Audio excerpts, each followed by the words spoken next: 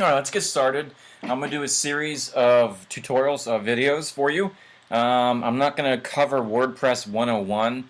I'm not sure how familiar you are with WordPress, but if not, there are a ton of tutorials, free tutorials on the basics of WordPress. What I'm going to go over is how to operate and update your particular site. Okay, so let's go ahead and get started. I've gone ahead and logged in, and what I want to show you first is the theme options. And if we come under appearance and then we come down to theme options, it's going to be a series of options in here that are going to allow us to make different updates and edits and things like to the site. What you'll see, here is general, and we can update the logo, your footer logo, a favicon if you have one, and the favicon, if you're not sure what that is a little symbol. It would show up right here. So if you had a favicon, like maybe your V in your logo or something, if you upload that, it would show up in this little spot right here. Next, we have the header area, and in that section we can update your slogan as well as your phone number, and we find those two things. Here's the phone number, that's the one, and then the other one is the in the header area of the in the internal pages and the internal layout, which you see right here. Next, we have the footer area, real basic. We start at the bottom. We have your copyright information, your phone number, and then there's that About Us section of text. So if you ever want to update that or maybe change the title of it, you can do that. That we find at the bottom, right above the footer area, right here. Okay. Next, the video page. This is real basic and simple. Basically, how many videos do you want to show up on each video page? And if you come to the videos, we'll see that we have 6. So maybe you only want 3 to show up. So I'll put 3. Update this. And I click it. Not really sure. Try it again. Whoops.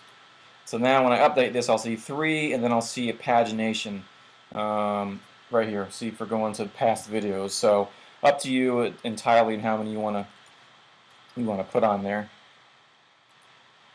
I'm working on a laptop that I'm not too comfortable with, so my mouse is a little erratic. So I apologize. I'm trying my best here. The home page, real simple. We have the video section as well as the news feed, and we can find those two things if I can get to the home page. Featured video, and then your recent news. And here's your featured video.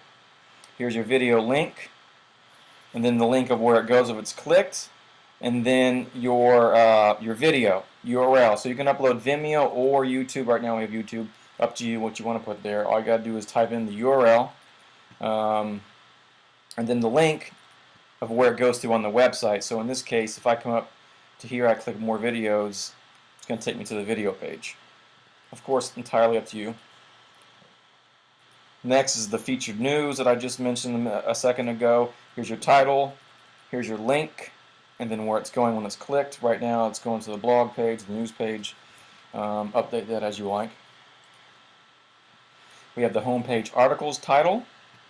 So on the homepage, excuse me, we have these 3 little articles. We call these the homepage articles.